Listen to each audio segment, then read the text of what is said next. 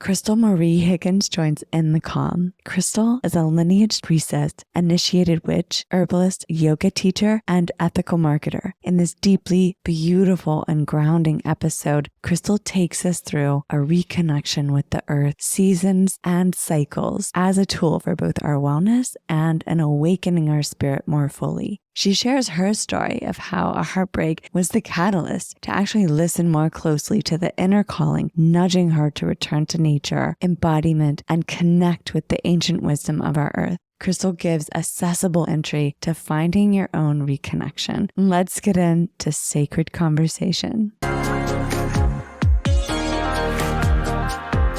Welcome to In the Calm. I'm your host, Georgiana Alexander.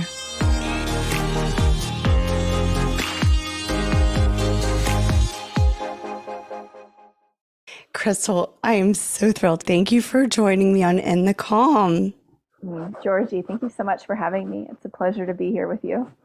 I just have to share the way that we connected. I'd reached out to book a different guest on this podcast, and getting to know you and seeing herbalist in your title and email. I had literally just, I want to say that same week, sent the message into the universe, planted that seed of, I really want to talk to an herbalist and someone that works with the earth medicines and things like that on the show. And then you actually just were delivered into my inbox. It's just incredible.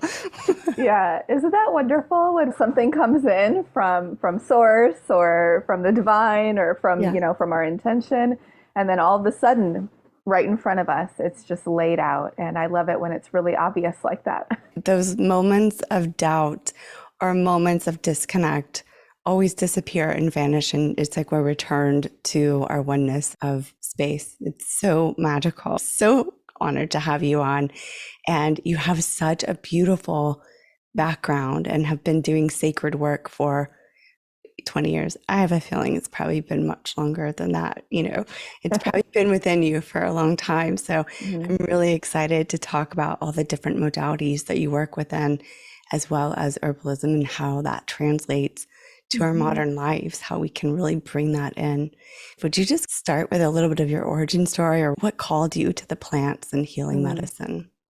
Yeah, I love this question for so many reasons, right? It goes to the fundamentals of coming back home to ourselves, trusting, connecting with the wild and nature, which when we're kids, right, it's just something that we're already in tune with. And through the process of life, some of us unfortunately go through the process of forgetting. I feel like my remembering, coming back to the connection with nature and with the cycles of the moon and with the ancient wisdom and practices of yoga, which are so applicable to our modern lives, really came through a deep challenge in my life. So I went through a pretty messy divorce, actually. And it brought me down to this place of rebuilding everything, a dark night of the soul type experience, where I looked out and said, why am I here?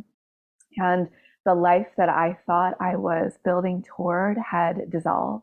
And I knew intentionally, I was having dreams about spiders for a long time. So I knew something was happening under the surface. I have for a while. big chills here. So I'm like, yeah. Grandmother spider comes into my life in many ways. When I went through that alchemy, that process of just asking those questions and being very vulnerable, like a light, almost just a flash of intuition came. And I was with friends who were really holding me up at a dinner. It was a very beautiful experience where I just immediately had just like a guiding light telling me, connect in with other women, connect in with feminine wisdom, connect in with the moon. And I had been doing yoga since I was a teenager. Luckily, I found that practice pretty young, which is kind of a miracle because I'm originally from the Midwest. And where I'm from in the Midwest, there was not really, Iowa is where I'm from. That's where I was born. There's not really that much yoga that was happening in the 90s at that time. So, I found like the yoga class. It was kind of crazy. And I, was connected into that early on. But then I felt this flash forward, just before my 30th birthday, I was in a solar return pattern, of course. Of course you were, yeah. Yep.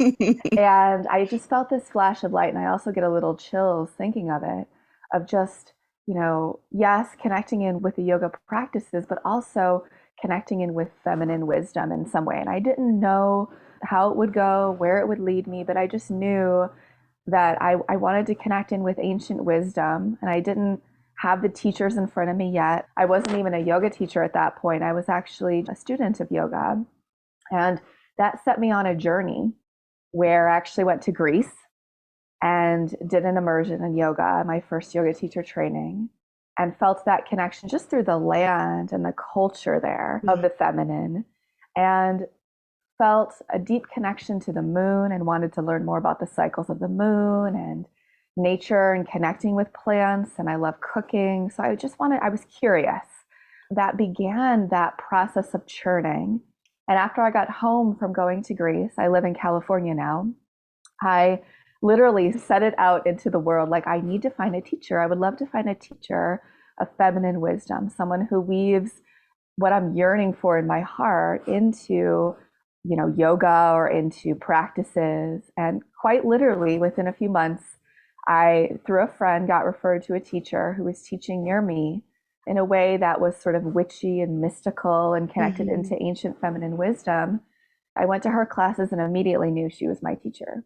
And then I just started going. She was offering earth wisdom immersions, studying the solstices and equinoxes and the seasons. And I just took everything that she was offering. And that was, a while ago, about a decade ago now. And ever since that time, my life is completely different. I start my days differently. I start my days in reverence of the elements. I do a 4 directions calling in my meditation. I have practices that I do for every new moon and full moon, and practices I will be doing tonight, connecting it with the energy of the moment that we're in right now. In that practice of connecting in with earth wisdom, I also started learning about plants and about, different plants to blend in with oils for certain purposes, or different ways to connect in with plants at certain times of the year, to connect in with a certain type of energy, we'll say, or vibration. So that really began that curiosity in me. And since that time, I've just kind of gobbled up. I love learning. I'm a lifelong learner. I was, Same. just following my intuition and, okay, what teachers are showing for me when I'm looking. And I studied with wonderful herbal teachers, Asia Suler. She's an intuitive plant medicine guide, and she's really wonderful and a beautiful kind of poet too, with the way she talks about the plants and connecting with the plants. I've studied with Cami McBride, and she really does great work around body oiling and how to make really potent body oils, and many other teachers. But those teachers really set me on the path that I'm on now in terms of herbalism. And I just love sharing the gifts of the plants and the magic of the plants, and both how to, eat them through obviously the food that we make, the teas that we can ingest, but also how to put plants on our body actually through oils and salves and rose sprays to just connect in with that relationship with the plants that's been forgotten for so long. Oh, that is just so delicious. Like the whole story and the timing and the flow, and then the ask and the receiving. I feel like going back to your story of the dark night of the soul. And I feel like some people are so afraid of those challenges, right? And those challenges are the places that we break open and step into the truth of ourselves. And it's so beautiful. It's not easy when we're going through it, obviously, but just to have that intuition, that calling that guided you forward, and to even consider asking the question of, where are my teachers? And knowing that they would come to you. That's really powerful, because I think oftentimes as we get really going in our lives, that's something that's very easily forgotten, just to ask for the thing that we're wanting, to set the intention. We're in a world of talking about manifestation, but we forget to just ask for the basic things that we need. I wanted to speak with an herbalist and someone that really had reverence for the universe and for our earth, and you popped into my life. So it's just like within the week, it's amazing. And we're all connected in this community, in this web of life. So you're pulling on one thread, right? We awaken to a thread and we pull on it, and someone else who's connected in with that thread comes in. And Mm-hmm. being in a place of trust is so important, and having support. I definitely, in that dark night of the soul, didn't do it alone. I had supportive friends who really nourished me when I was deeply challenged. There were days where I remember actually just laying on the floor, which sounds like the simplest thing, just to Yeah. feel my connection to my breath and to feel that connection to earth energy. So, it wasn't glamorous from the outside, but from the Right. inside, there was definitely a churning. And I was also seeing an incredibly wise healer at the time, a shamanic style healer. She's definitely one who kind of pushes you for your greater good, your soul purpose, we'll say. So I definitely was working with people at that time and had such important support around me, because I do think that if we don't connect with each other when we're challenged, when we don't come into that place of trust, we could really dissolve or be in this place of despair. So it's super important in those churning moments that we feel that connection to others and that we're not alone. Mm-hmm. I agree. I agree. It's so beautiful. And to go back to the reference you made about spider coming in, Mm-hmm. because for everyone listening that may not be aware, whenever I see spiders, I feel a calling to ask, what are you creating in your web of life? What was Mm-hmm. that symbolism for you? What did you feel called? Was it similar? I'm being asked to say, so what are you actually creating for the life that you're wanting to live? Like, is it aligned to what you're building right now? Yeah, I love that. It's quite literal, right? Because of course the spider is weaving the web, right? It's Yeah. sewing together that beautiful silk thread. I've never thought about it quite literally like that before, but every time this spider has either come to me in a dream, and it definitely comes to me from time to time in the dream. Mhm. And it's not sweet. It's a little bit scary when the spider comes to me, in a dream. There's definitely a little bit of fear there. For me, it definitely feels like a shift, a change, and to pay attention. That's the messages that I've received. But I love what you're sharing about, grandmother spider, we'll call it, and that makes complete sense. So it's Yes, definitely an alchemy grandmother time. spider. Yes, that wisdom is so incredible when we pause, as you have said, to just take the breath in, to take in the world around us. We get messages in every Mm-hmm. direction. And Mm-hmm. it's what's so beautiful about the work that you do with the herbs, with the earth, because there's so many ways to utilize them in Mm-hmm. our lives. There's the spiritual component, there's the healing and health component, there's, all of the different tools within one. It's really so beautiful. Will you walk us through a little bit more for everyone listening that maybe is like, well, I kind of get the gist of herbalism, but can you just like break it down for us? Herbalism Yeah. 101. Yeah, absolutely. And, there are many different ways to view and see herbalism. In my experience, the ways that have been the most profound and how I see it is connecting with the plants, right? So herbalism can be connecting in with a rose bush that's in a yard near where you live, or in your backyard if you have a backyard. It could be, ingesting. I've been really enjoying tulsi, holy Mm-hmm. basil, and rose combined together in a tea. It could be ingesting that tea and actually feeling, how does the tea affect you? How is it changing you? Are you noticing a calming of the nervous system, or is this herb kind of awakening you, like, coffee beans, and stimulating you like that plant, right? So for me, it's actually, herbalism is about connecting with the plants and remembering that we have a relationship, that we evolved together on earth, and the plants are here to help us and we're here to help them. So at a very practical level, herbalism can look like, I said, drinking tea with intention. It can look like putting oil on your skin, oil that's maybe been infused with different plants for certain purposes. It can look like taking a walk in the park or the garden and just noticing, like, oh, is that dandelion? I'm seeing dandelion a lot lately. Or, oh, I'm noticing pine trees a lot. What is that?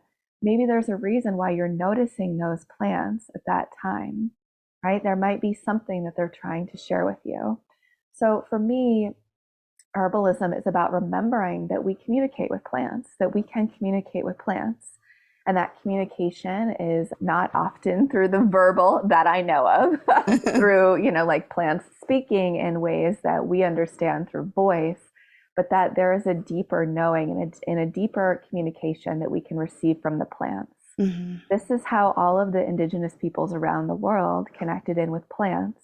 This is how our ancestors, no matter where our ancestry is from, all of our ancestors connected with plants because we needed to survive, right?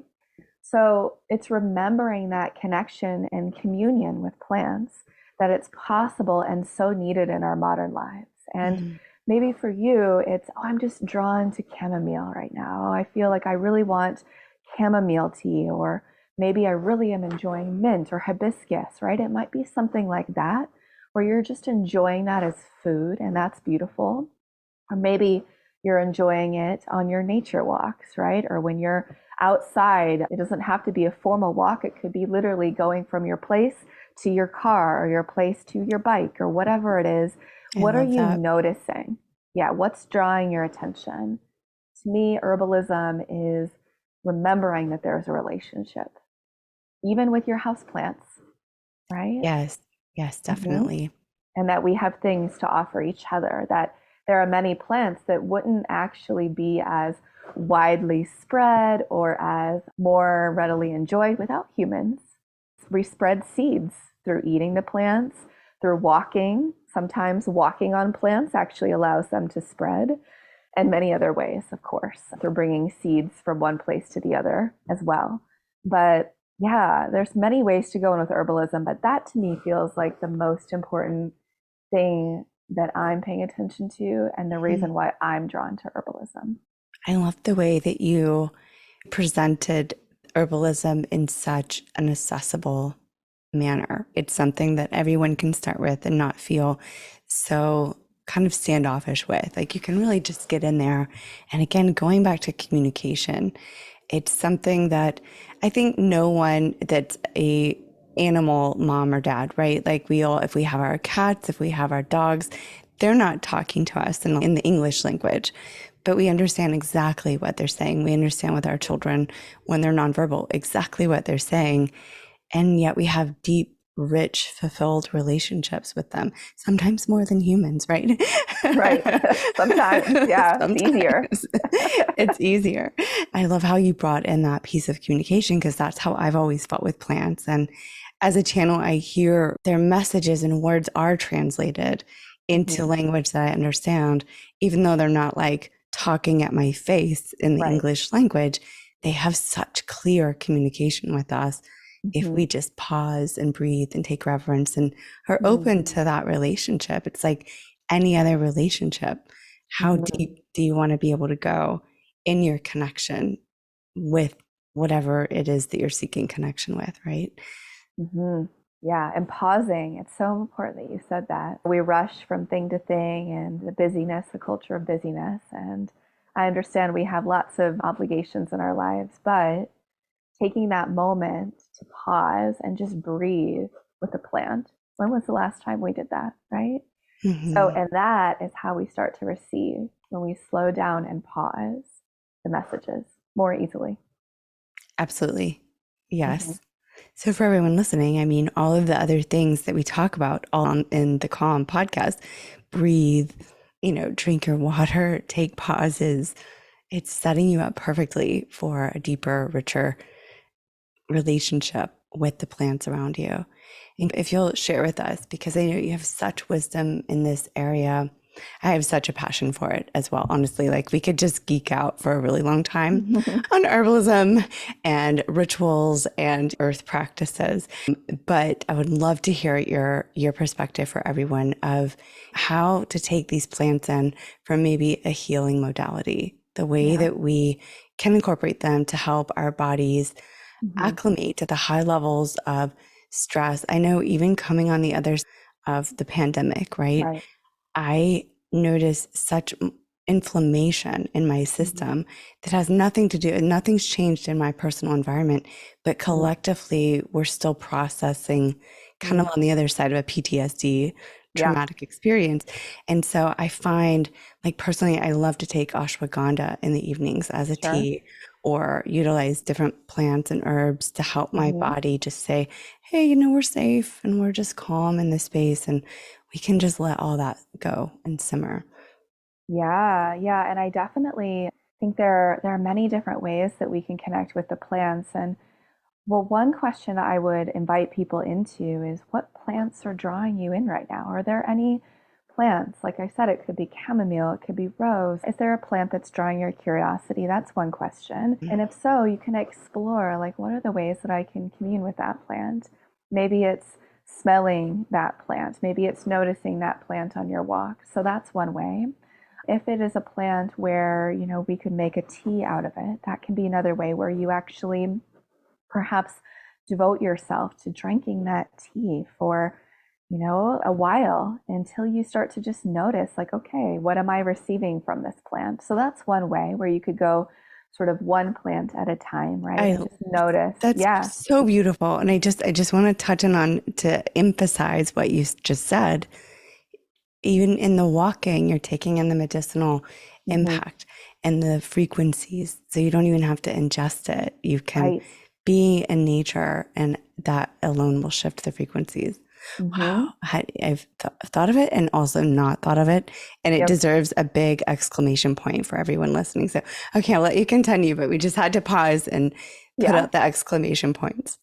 Well, it's really interesting that you wanted to pause on that because so often the things that seem not that deep, right, like taking a walk in nature, can be just fine and beautiful, are actually very deep, right? So if we actually take the time to pause and be, I have a practice of going to a sit spot actually regularly, which is a practice that's in many cultures around the world. And I was taught this by my teachers to pick a place near your house and just go there and sit. I like to bring a journal. It doesn't have to be long. It could be 10 minutes, 30 minutes, whatever you have. I like to go a couple of times a week, but even, once a month could suffice. A place where you can just go and be with nature without agenda and just notice who's drawing your attention. So that's one way to go into that deep communion and connection with a plant or tree or whatever it is that's drawing you in. And then another way that I want to bring in something that has deeply helped me for many years is actually body oiling. So Mm. for the nervous system, right? You were talking about ashwagandha, tea at Mhm. night, which is wonderful and very calming. And I actually, every day, I put an herbal infused body oil on my skin from head to toe. And I find that the body oiling is really nourishing. It's great for the skin. It's very grounding. And it creates this almost as though a barrier, protection layer between you and the world. And we know that that is actually very helpful for the nerves, very helpful even for your immunity. It can help boost your immune system to be more moisturized in that Yeah. way. And I actually like to connect with one plant at a time through herbal body oiling. So I will make, let's say, lavender and infuse lavender into a body oil and then put that on my skin for a period of time and just see, right, how it affects me, what I'm noticing. Right now, I'm actually using a St. John's wort oil, body oil on my skin, which is Mm. very lovely. It's that energy of sunlight and kind of summer solstice. It really is wonderful to connect in with that energy of tuning into the light half of the year. But, there are many ways. My favorite ways are, like we said, being in communion outdoors with the plants and then the body oiling with the plant. That's Uh, beautiful. Oh my yeah. goodness. Like, I'm really fascinated by this because I love oiling as well. Mhm. Hadn't really considered the impact of the nervous system to use the plants in that way. Right. Interestingly, I've thought about it with hair Right. because hair takes on so much stress, Yep. the environment around. So I noticed that when I'm oiling my hair and really intentionally shifting all of Hmm. the stress around me from the environments around me, it like calms my whole nervous system. But I Yep. hadn't put that together with our skin Yeah. too. Wow, Yeah. that's incredible. Yeah. And it really has shifted the way that I feel and the way I feel in my body. And I have had nervous system issues. And in my experience of life, I often have a health challenge that pushes me. And Fun, then right? through that health challenge, I learn about a whole nother realm of care that is really beautiful. So it's interesting. But through the different challenges I've had with my nervous system, I was drawn toward body oiling, and with my skin too. I have very sensitive skin and very helpful, especially when you're traveling, right? Or changing climates or seasonal shifts. Our skin is just so important. It's our biggest organ, right? And absorbs so much. And I live in a city, right? So just to help with pollution and also, unfortunately, the fires that happen from time to time, the wildfires, it's very helpful for the skin to have a bit of a layer of protection. I used to put, a Vino body lotion on every day many years ago. We're not going to judge. I'm not going to judge you for that. Yes, no, it's fine. I mean, it helped me for a while, but I do feel like it is the next level of that ritual in a way that I was already doing with putting moisture on my skin. And it's thinking about all these ways that we can bring in nourishment that is a joy and not something where you feel guilty or bad. If you're using that lotion, I'm not judging you, right? Right. We're not judging any, but I will just say, just make sure that the products that you're putting into your largest organ are as little toxins as possible so that you can really soak in. But Aveeno is good. I'm just joking. But we're not going to judge anybody here for what you have access to. But oils are your next adventure for sure. Yeah, and even, if you're not able to get an herbal infused body oil, even putting an olive oil on your skin, coconut oil, things like that you probably might already have in your kitchen, something that you would put in your mouth is actually going to be okay to put on your skin. And that's a general kind of rule of thumb or advise that I've received from one of my herbal teachers is if you can't put it in your mouth, don't put it on your skin.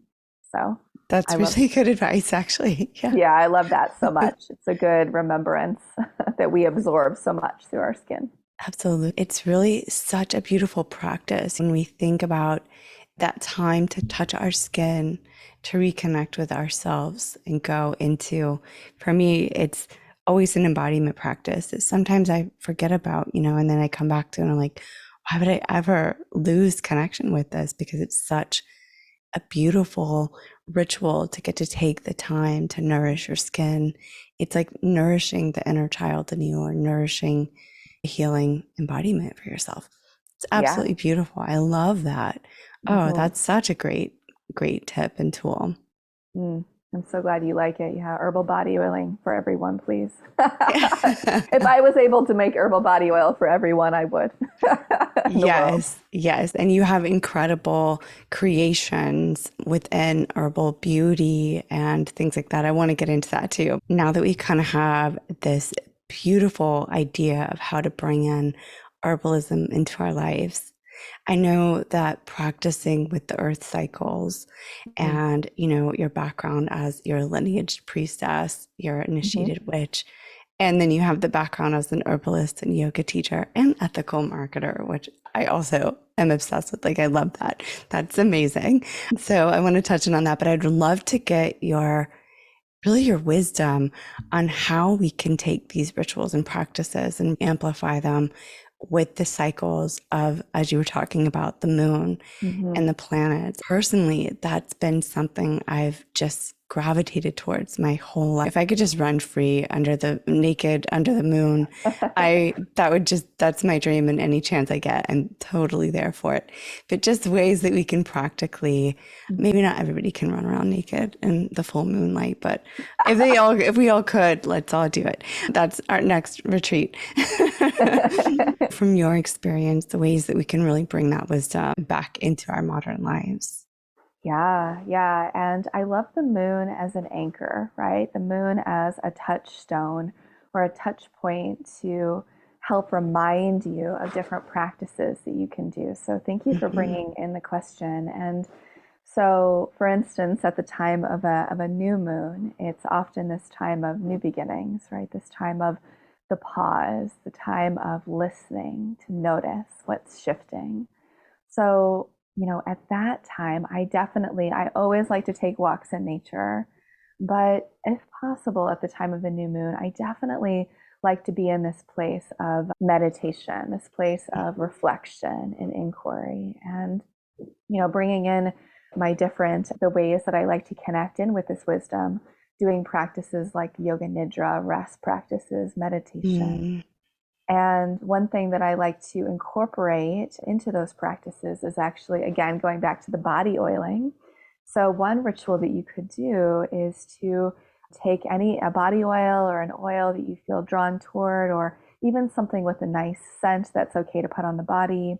And you could place a little drop of it at the third eye, at the heart, and at the low belly, and go into a guided rest practice, yoga nidra, or meditation around the time of the new moon, just to connect in with that inner sense of knowing and intuition. It can be a beautiful ritual to do at this time of the month. I love to as well draw tarot cards at the time of the new moon and do divination through tarot, or you could use oracle cards. But I like to do a little tarot card draw and just ask the question of what do I need to see right now for the next lunation? So that's another lovely ritual that I like to bring in. Yeah, every new moon I do that. And I do a bit of journaling too at the time of the new moon, just to notice like what's changing, what's shifting. Am I noticing any messages, or what's challenging? Those are things that I like to bring in at that time of at the new moon. And then with the full moon, it's this time of celebration. It's this time of connecting in with community and connecting in with others. A ritual can be anything really that we bring in with our focus and our intention to be truly present with. For a full moon, I love to, of course, gaze at the moon. Yes. and see the moon, and even do, if you think of Morticia Addams from the Addams Family, if you know that show or if you've heard of it, right? Just like the moon bathing, being outside bathing in the moonlight. Yes. With as much skin showing as possible. My neighbors think I'm so weird, but any chance that I get, because it's just the power of coming back to our natural earth rhythms within ourselves. It awakens truths in you that you don't even realize you're disconnected from. Right. Yeah. And that's a whole nother podcast, right? How we've all been, that wisdom has been taken out of us quite literally. But yeah, so the full moon, I love to observe, bathe in the light of the full moon. And I like to put out water on the night of the full moon and put it out throughout the whole time of the full moon. And then the next morning at sunrise, I like to go out and get the water and drink a little bit of the water. And sometimes I'll keep some of the water on my altar for other rituals at other times, bringing that in. But, those are ways that you can really connect in with like practical rituals, whether you're drawn toward, and you could pick one thing, right? One thing that you're drawn toward, whether it's just noticing and paying attention to the cycles of the moon, bathing in the moonlight, drinking the water, journaling at the new moon, right? Rest practices, whatever you're drawn toward, being in community at the full moon. There are so many ways to connect in, but those are the ways that I'm drawn to. And then, of course, there are different herbs that are associated with the moon or the sun or different planets, right? So, and that's a whole nother beautiful realm. Mugwort is one of my very favorite herbs and plants to work with. And with all the rains that we've had in California, mugwort is just growing abundantly everywhere. Oh, wow. It's everywhere, more than I've ever seen. And mugwort is this plant that connects us in with the dream realm.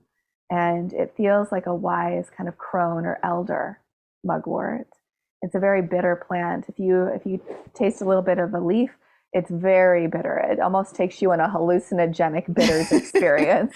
It's kind of amazing. And it has been used by many cultures. Moxibustion, traditional Chinese medicine, they burn mugwort to help remove, different impurities or connect in with drawing something to the surface. And I like making an oil with mugwort and putting it on my low belly to connect in with the womb. There are so many ways. Yeah, I could talk on so many different threads for so long, but those are some of my favorite rituals. Absolutely. To just bring it into the everyday and remember that our everyday life is actually just as mystical as anything else. And that when we bring that intention into the everyday rhythms, something as simple as looking up at the moon, we make it more meaningful and deep. And we remember this old wisdom that we have inside of us that we used to be more connected to. Yes. I love that you brought all that in. Thank you for those incredible rituals that everyone can use and take away. I think it's important to kind of share the conversation as well that we have been disconnected from these rituals. We've been told that these are really woo, really out there, really foreign to who we are as humans. And the opposite could not be more true. Our intuition, our feminine flows, our knowledge of the magic and the medicine that comes with this earth, this planet that we live on, that's here to communicate with us and share with us and gift us, is a part of our nature and our instinct. And we've been very disconnected from that. And I think that that's why so many of us feel disconnected in our daily lives. We feel that we're working a grind or wondering, what are we here for? You know, just as you said, as you were going through your dark night of the soul and then breakthrough. And I think that these little rituals that seem so unimportant, if you're not accustomed to them, they just seem too simple, right? Like that can't be the answer. They help realign our frequencies to that wisdom. They help bring us back into truth in our body, and that resonates through our entire system and then out into our lives. And then you'll start noticing as you make these shifts that the areas that maybe you get blocked up in at work or in your relationships suddenly start to dissolve, and you create priorities in a different structure than before. So these rituals of connecting in with these potent tools of moon, just moon practice, of leaving your water under the sun, talking about the healing properties of the water going through the cycles. And we think about the herbs are in the sun and in the moon cycles, right? And so it's taking in all of that energetic shift and that frequency shift. And then we are ingesting it or using it on our bodies. I mean, it's incredible, the tools that we have literally at our fingertips, right out our back doors, that we forget to tap into. Yeah, and it's so true. And, I want to go back to what you were saying about there's almost this power dynamic, right? Where we focused on the brilliance of the mind and the intellect and all of that for so long. And, even through the advances in technology, it's incredible, right? All that's happened. But in that process, right, we've forgotten the wisdom that is within our bodies, the wisdom that is within the earth as well. And I feel like we're at this time where we're starting to integrate, we're starting to bring it back into the fold, where people are starting to wake up for different reasons at different times to the deeper wisdom of the plants, the deeper wisdom of the cycles of the moon and of nature. And when we are in the reverence and in these cycles, even just paying attention, you're more in touch with your intuition, right? And you're more in touch with that sort of channel of information that will come through you in your life, that will come through each of us differently. And it's just so important to remember that it's actually been burned out of us. It's actually been, genocided out, that how many people were burned for having any connection to herbs or to ancient wisdom, right? How many people have been enslaved for being different, right? How many people have been taken from one place to the other and taken from their ancestral homelands? And right now in our modern world, we're definitely in this process of waking up to the remembrance that all of this wisdom never actually went away. It just got buried. And we're starting to feel it more. And that's a good thing. And it is a challenging thing as well. That there are many ways to be in the world, and the intellect and the mind and progress, that's wonderful, but not at the expense of the body, right? Not at the expense of earth wisdom, not at the expense of indigenous knowledge. So right now it feels like there's a reckoning happening where people are definitely waking up to that, which is wonderful. And it can start off with you paying attention to the moon. or to the plants. I think so too. I think there is an awakening. And to go back to where it's been burned out of us, the water researcher that I was talking with had relatives that were burned as witches. Right. And this is an interesting concept, especially as women, because witches, you know, like it wasn't what we were taught witches are, right? Because everyone needed to be connected to the moon cycles, to the earth cycle. That was what the farmers needed in order to grow food, right? Herbal medicine and knowledge was needed to provide care for the communities. So this wisdom, it's so like our concept of what witch means, of what these people that were burned for beliefs, it was so different than how it's been presented through history.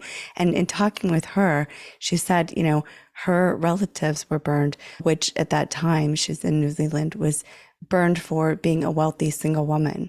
Yeah, For a it was woman that about could not power. have a child, Yep. for a woman that was maybe too beautiful, for basically, if you guys are getting the gist, women who were outside of control Yep. of whatever societal system was structured at that time were Yep. quote unquote witches. And that wisdom of our innate human nature was traumatized and suppressed and literally burned out of us. And it is calling in this awakening. And so we wonder, you know, now why so many women why we have so many mental health things that we're coming up against, why so many women face fertility issues. Well, our cycles are really off from the imbalance that we've been playing along with, you know, more masculine energetic structures where our feminine is calling us. And I think herbalism is such a beautiful way to return to that, because as you start to step into these little, you know, the moon practices and the rituals that aren't really little, they're actually very, very potent and beautiful and powerful. But for someone that's just wanting to step into this and dabble, guess what? It's going to start really activating your feminine power and help you find the answers for yourself of what's out of balance. And that's incredible. Yeah, and I think you really nailed it when you were talking about the other person you were speaking with. And it's all about power. It was all about power. And anyone who is connected to their own power, their own sovereignty, their own sense of, you know, being able to heal, or being able to be intuitive, being able to, you know, have your own land, anything that was threat, as you said, to society was deemed as dangerous. And yeah, I mean, we probably all have relatives who were burned. Maybe we were all burned too. I don't know, you know, past lives. Probably. I definitely have, you know, there's definitely the witch fear, you know, the burning fear. There's a certain term for it. I'm completely blanking. Yeah. But the witch wound. Yes, thank you. Thank you. The witch wound that we have. It's so true that as we're trying to step into this, if we feel threatened or scared or unsure of, oh my gosh, am I going to there's like something deep inside of us that's like, am I going to get in trouble for this? Am I going to Like get killed? Yeah. being naked under the moon in my own yard, you know, and a little bit, it feels scary at first until you fully call back in your own empowerment. Yeah. And, you know, it's important to know too that the term witch, many people are scared of that term, but the ways that we think of witches, it's the people who were burning the witches are the ones who told the stories about the witches, right? So it's important to remember that history was written by the victors, quote unquote, the people who were the dominant ones at that time. So yeah, a witch is really connected to their power, right? A witch can be anyone, can be a woman, can be someone who's non-binary, right? Can be a man.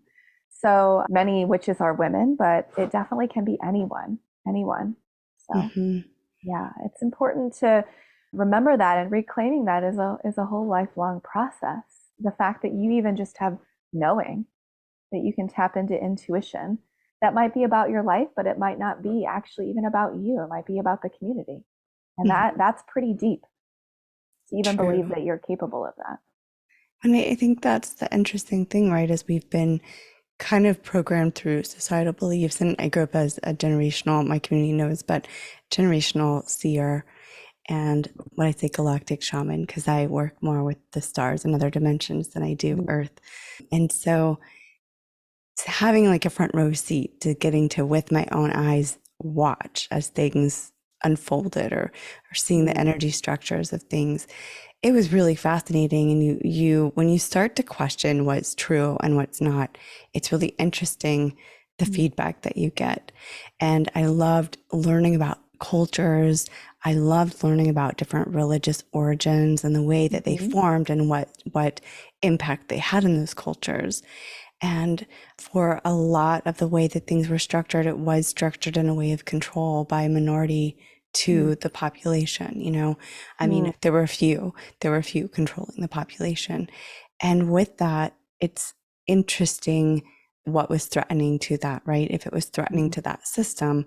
But when we go back as women, we have birth portals. Intuition is our nature. Like as human, it's actually a part of our human birthright. Like that's who we are as humans. But we've been programmed to think that that's some, I guess, like novelty or something so rare. And really, it's within all of us, and this wisdom and this power to connect in and heal ourselves and create through our intentions and our thoughts, and be able to be in sync with the heartbeat of our planet, in that wisdom. It's amazing. Indeed. Yeah. I mean, it's just to remember that we all have we all have probably different gifts. Maybe you have a different, maybe someone might be able to, orate more easily, or someone might be able to hear more easily, or, we all have different skills and different gifts. And to remember that each one of us is a channel with equal capability it's pretty changing to understand that. We're all superhumans. Indeed. And the plants are a part of that. When we connect Yes. in with the plants, right? We're meant to evolve with each other. I would love for you to share a little bit about your creations with your herbalist beauty line that you have. And you've sent some goodies to me, and I've gotten to try a few. The facial steam with the herbs as well as the rose water. Oh my gosh, I immediately feel my vibration lift when I spray it, not just on my face, but it kind of spreads around my field a little bit. And oh, it feels so good. So share a little bit about how you translated, obviously, your passion for herbs into beauty care. Yeah, well, it's interesting. I love cooking, and it starts with cooking. So I have loved cooking ever since I was a little kid. My mom jokes that I was like a better cook than her when I was 6 years old. But I definitely love sharing food with people. I love sharing with others. And anyone who's been to my place knows that I will cook you a meal. And when I started learning more about plants and herbs and how to work with them, that actually translated that gift of wanting to share with others. So as I began to study herbalism, there's just so much. There's so much to unfold and discover. It's wonderful. It's a lifelong process of learning about all the different ways to make magic with the plants. But as I started to learn more about ways to make powerful body oils, or ways to infuse rose with spring water and make a rose spray and do that in connection with the moon cycles, right? As I started to learn about this in both the priestess studies that I did, which were in a Celtic indigenous traditions lineage, as well as some of the Western herbalism studies I was doing at the same time, both of those merged together. And I started, just making different remedies, different tinctures to take when you're sick, different salves to put on your hands when they're chapped or when you have cuts or bruises. And it's been a journey just learning about all these beautiful things that you can make. And I love making things. And I started making things for friends. And then after doing that for a while, some folks were like, you could sell these. They're super good. They're really great. And I knew from my own experience that the products worked. So actually in the pandemic, I decided to experiment and finally do it. And the idea came because herbalism, when you're truly doing it, you're connecting with the seasons. And you can't get every single plant at all times of the year. There are certain times of the year when certain plants are more easily capturable, favorable to make certain types of medicine. So I was able to, feel into like, it would be really cool to do an assortment of things every season, things that I'm just making right now and loving, teach people about them, share a little bit more about the plants, and have it be both like you receive these items, but also like tapping into people's own intuition with the products, right? With the offerings. And that is that is the invitation that I share in every box, is that, yes, these are the things that I know about yarrow, or these are the things that I know about calendula. But what do you feel when you put this on your skin? What do you feel when you ingest this? Or what do you feel when you spray this, right? So that's where it began. And I've been doing it now since it was May. I think it was around this time, actually, it was around the full moon in Scorpio, around the season of Beltane in spring, that I launched my first seasonal herbal box. And I've been doing them every season. So I just did one for spring. I've got a few left. And I'm going to do one for summer, which I'm dreaming into what's coming next for summer, fall, and winter. And each box contains an assortment of, like a handful or so of items. So that's one thing. And the most recent, and I just adore it. And one of the most recent developments is about a decade ago, I got a facial. I remember I was with my mom, and the esthetician told me, I was looking for certain products, and I asked the esthetician, I would love to buy products, but I really want them to be all natural and not have artificial ingredients or synthetic ingredients, and be, good and clean. And that person told me that they didn't think it was possible to have a effective product that was fully sustainable. And that planted a little seed in my mind. Well, we disagree, right? We disagree with that entirely. Yes. Yes, but thank you for planting the seed. So since that moment, I have been on a journey as well. And I have very sensitive skin. I have skin that easily reacts. But I've been on a journey to really create my own skincare. And I feel like I've finally arrived, where through some wisdom and insights from some of my teachers and some things that I've learned, I've created like a 5-step system, which you can do, some of the steps just by themselves every day, but it's like an at-home facial with like cleansing grains and a facial steam, like you were talking about, to open the pores and bring the herbs. Cleansing grains are amazing. So Aren't I haven't gotten amazing? to it, but I've touched just the touch and the sensory and the smells. I'm like, oh my goodness, this is delicious. Yeah, it's got like bentonite, clay, almonds, lavender, rose. I mean, it's all whole plants that I'm putting in, ground up.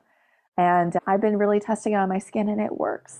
I get breakouts, I get redness, and it has really calmed that all down, which also blows my mind that I can have like 5 ingredients and it work more effectively than stuff that I would have a ton of ingredients. That's another story. But yeah, and then I have a mud mask that I learned how to make from another amazing herbalist that I've been playing with rose and another clay.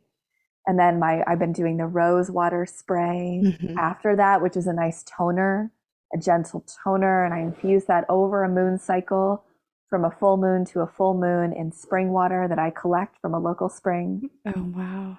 And then it's beautiful, by the way. Yeah, and I made a cream for the face at the end. I love like a lot of I'm really a fan of toners and rose water, like just not only for my skin, but I just kind of spritz it around and I can feel my whole spirit lift. Yes. And some products just don't do it for me. When you sent everything, I'm like, okay, let me try. Immediately, I felt the energetic potency of it. I could feel the love that you put into it. And I could feel it because it lifted my frequency. I felt lifted afterwards. So it's good stuff. It's beautiful. Very good stuff. Yeah. And I'm very sensitive skin wise and energy wise to products. And I can always tell when things are made, they feel a little sticky, or they make my nose kind of turn up a little bit. Like if they just aren't made with love or consideration or reverence, or maybe there's some silicone, or maybe there's some fillers, or maybe some added ingredients that I'm like, that seems questionable. I can always feel it even before I look at any of the ingredients list. And yours just have none of that whatsoever. It's just really, really a beautiful experience. Wonderful. Yeah. And it's all very organic. I mean, you could literally eat everything. And as a result too, some of the products, some of the body oils and salves will last probably more than a year, but some of the items, after a few months, they will definitely start to shift. So that's also the intention with the box, is just to, have it be something where you're getting the freshest quality ingredients.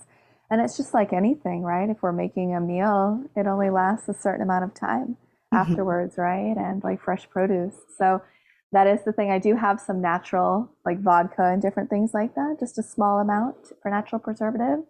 But yeah, so it is also connecting in with that beauty, natural beauty, and that things do, they don't have an expiration, but that, it's the time is now to enjoy them. Yeah. That's well said. The time is now. Yeah. That actually is something that I think we get accustomed to having ready-made things that last for years. And Right. honestly, I have a great mistrust of any products that are going to last me years. If even a food product is going to Right. last for years, that should be questioned because food just doesn't do that. And so I think that bringing that into the integrity of the facial products, the Mm-hmm. skincare products that you're making, and then giving the education for everyone, that's listening about, hey, these are some helpful things to look at Mm-hmm. when you're looking at your skincare routine, with the Yeah. products that you are buying, just like with makeup, just like with skincare products, they don't need to last a really long time. Those things can become very toxic. If Mm-hmm. they are designed to last a long time, they most likely have toxins that can be really damaging to your Yeah. system. Yeah, there's always a cost, right? So if something Mhm. is meant to last a super long time, like what's the thing that's making it last? So that's always the question. But yeah, it's always good observation to look at the labels. Yeah.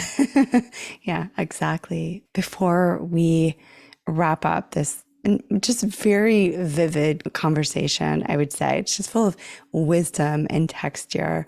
But I would love it if you could share some of your wellness routines that Hmm. really just are soul guided for you, that just fill you up. Yeah. I would say communing, no surprise, communing with trees is one of my Yes. favorite things. So I do have places near me where I walk. I feel lucky I am in a city, but in San Francisco, there are all these beautiful parks. So it's almost as though you're not in the city when you are. And I have some trees that I like to go visit and just be with those trees. So that's one of my favorite things to do regularly. I actually do that around like 3 o'clock when I'm feeling that slump of the day or whenever I feel like my brain is just overtaxed or I'm stressed out. I just go take a walk. And that's something that I've been incorporating in more. Even if it's just a 20-minute walk, you'll come back filled with more creativity and you'll actually be more productive, right? If that's your Hmm. intention. So that's one of my favorite rituals. I love taking baths. I'm a big fan of baths. So, I definitely take baths regularly. Even when I was a little kid, I took lots of baths and I like having herbs in the bath. I meditate every morning. That is definitely a big ritual of mine. I call in the four directions. I connect with air. I normally light something like a scent, like a lavender, or I have like cedar, like harvested locally, light that just to feel that connection to air. And then I'll put some oil on like my third eye, my heart, and my low belly to connecting with fire and light a candle. And I normally take a drink of spring water to connecting with water.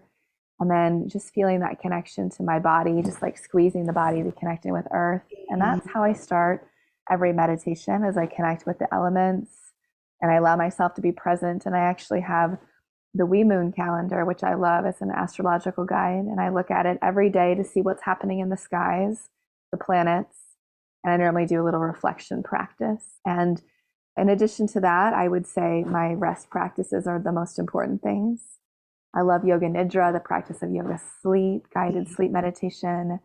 Doing practices like that regularly, super important for my nervous system and well being and connection with joy. So, those are the most important rituals for me. I have others, of course, with the moon and seasons, but those are the sort of foundational routines that I practice in.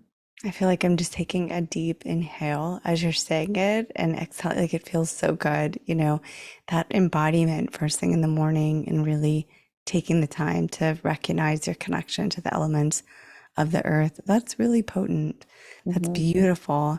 That's really, really beautiful. I struggled with meditation really for many years until I started doing that. And ever since doing that, now it's just like a daily anchoring and I don't struggle at all. It's very interesting. You needed that connection with Yeah. with your body and with the elements around you. I think a lot of people do struggle with meditation or different rituals practices, but finding the ones that really work for you, I think are key. And just as you did, finding the entry point that's most aligned to you needed that embodiment. For others, they need it in different form. It's not just sit on a pillow in the floor for hours on end. We're not monks, and our lives don't reflect that. So we do have to find the entry points that work for us and our well-being. Yeah, and my morning meditation is probably about 10 to 15 minutes. So it's definitely just an anchoring and a settling. And when we have those times to do longer practices, beautiful. But I think it's more important to have regularity, even if it's just a few minutes, whatever's drawing you. I agree. This has been such a beautiful conversation, and I'm so honored that you are here. It's been such a pleasure to get to have this conversation. And there are other conversations that I feel like I would love to have with you in a more deep dive into the feminine practice, into what it means to be a witch, and really break down those constructs of what we've been taught. That would be really beautiful to have that conversation. Yeah, I would love to, Georgie. And thank you so much for having me on the podcast. It's been really fun.